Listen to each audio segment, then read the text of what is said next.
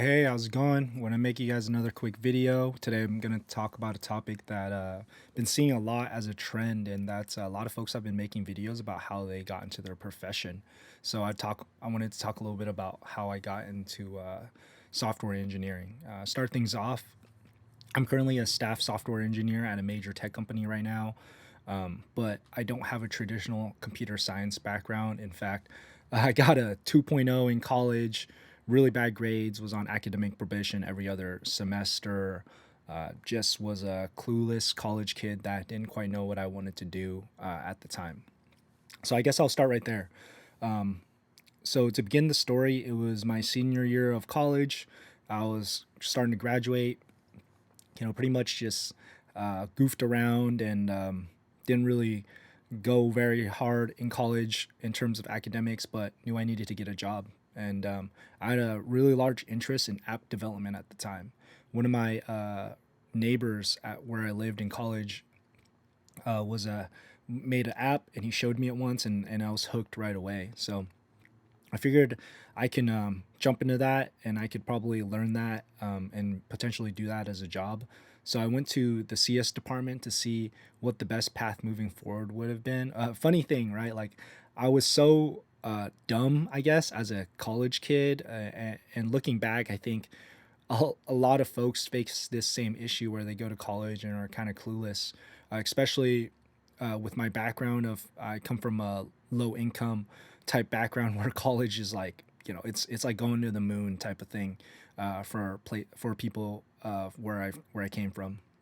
But I went to the CS best professor. He actually recommended me to do a boot camp instead of taking any more classes. He said that if my passion is that and I'm a senior already, it'd be a waste of time to spend another couple years in school doing computer science. So had that in mind, but still was too hesitant. I googled it. It was like $20,000 at that time to do a boot camp, so that was a little out of my range. And also, it was just kind of something that I've heard about for the first time. So moving forward, I graduated, had no direction again, didn't know what I was gonna do. So my sister lived in San Francisco. I figured the best thing I can do is at least try to kind of move in over there with her, move to the Bay Area, and start a job hunting. I had a 3 month period of pretty much essentially all the money I had at the time to stay there, and I had that sort of goal set where in 3 months I needed to find a job for myself. I initially first started applying to data jobs like data analyst, that kind of stuff, because I wanted to at least get my feet wet in software engineering. If I and of course prior to that, I actually haven't um, I haven't I didn't I haven't had any software knowledge or software engineering course knowledge, that kind of thing. It was just kind of self studying, very slowly at that point. Try to build a couple apps, but it was way out of my reach at that point. So there was trying to apply to data analyst jobs. I mean, applied to like thousands of them, hundreds of thousands of them, anything that had even the slightest, data or SQL or database or any sort of programming. I applied for, and at the end, after 2 months, I was running out of time, and I did not get pretty much. I got a couple interviews, but after thousands of applications, I didn't end up landing a job, and I knew I needed to at least pivot quickly if I wanted to at least stay in the Bay Area.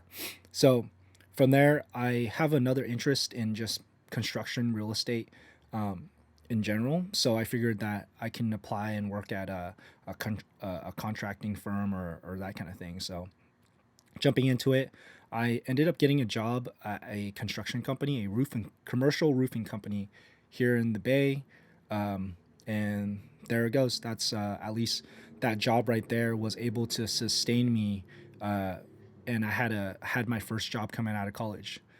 Surprisingly, that job actually paid incredibly well. That's what the people don't talk about this a lot, but construction is a really well paying profession. I was making 65 straight out of college. I had a truck that they gave me that offered free gas. So I was probably making 70, really 75 with all the perks, which was really great for a kid, 22-year-old kid out of college. My job there was pretty grueling, a lot of manual labor, that kind of stuff, things you can expect from any typical construction job.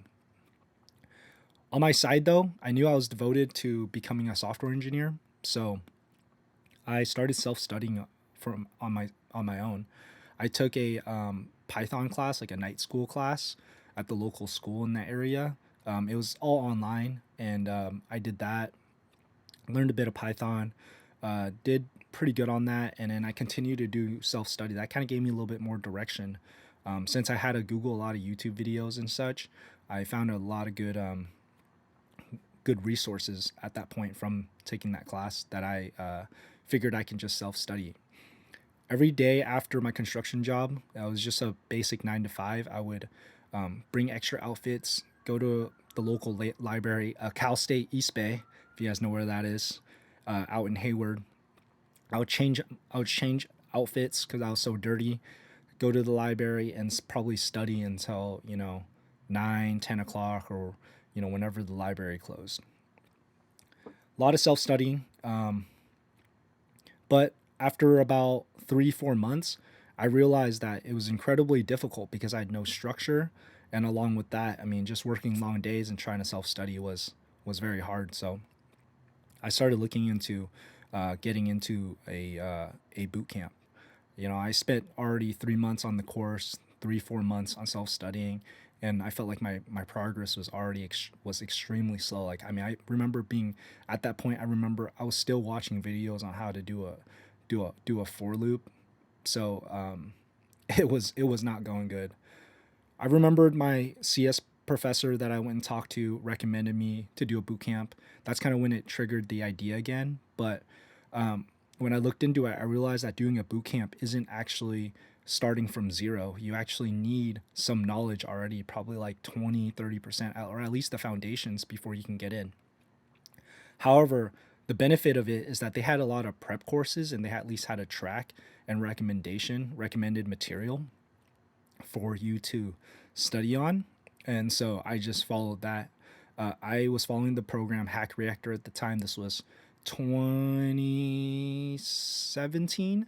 And Hack Reactor was, pretty, I think it was pretty popular, but I was still, in the 60s or 70s cohort classes. So still pretty early on when I did start. But, I took their self guided courses, their prep material, spent a lot of time, pivoted to JavaScript because that's what they needed, and spent a lot of time on the book, the Eloquent JavaScript. And those prep classes really helped me a lot since it was extremely self guided and had a great leveling system where it taught you the first couple steps before kind of challenging you with harder and harder problems. And overall, the structure of it, in my opinion, was way better than what I was doing, just doing self-guided stuff. So moving forward, it probably took me another 4 to 5 months to self-guide myself and finish all the material into a point that I was ready to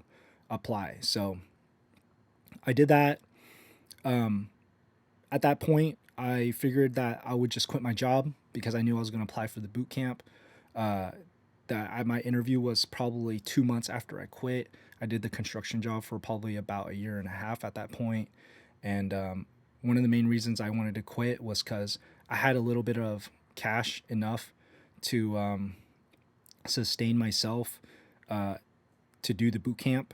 And also, I figured I was wasting so much time just doing something that I didn't enjoy doing. And it was just, it was a great job. Honestly, it was. I have nothing bad to say about that job. It actually taught me a lot and helped me excel in my software jobs, years later. But at that time, it was just a big blocker in getting to where I needed to be.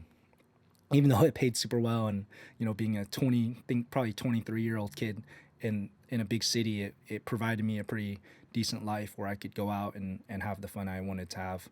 And so from there, I finished all the prep material. I had no job. I interviewed for the boot camp. I didn't get in the first time, but wasn't a bad thing. They said they gave me a 2 week grace period.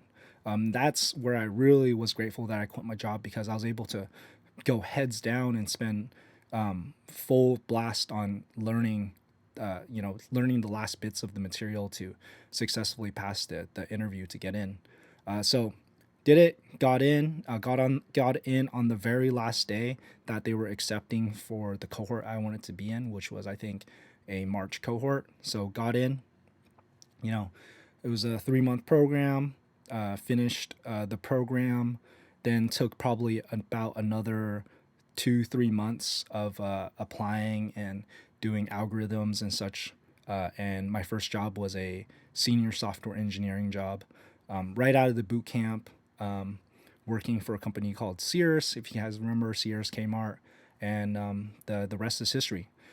So there's a lot of other details in there as well, and I think being able to get a senior job right off the bat was a pretty amazing thing that I think it's another topic for another day. But just wanted to make this video to hopefully motivate anybody out there that's pushing to become something that they're not quite there yet, and just explain someone that got back, to talk about how I was able to get to the point that I am today, even though I was probably on track of just working construction for the rest of my life. So, if you have any questions, anything you want me to talk about, I would be happy to talk about it. So, just let me know. If not, I'll talk to you guys later.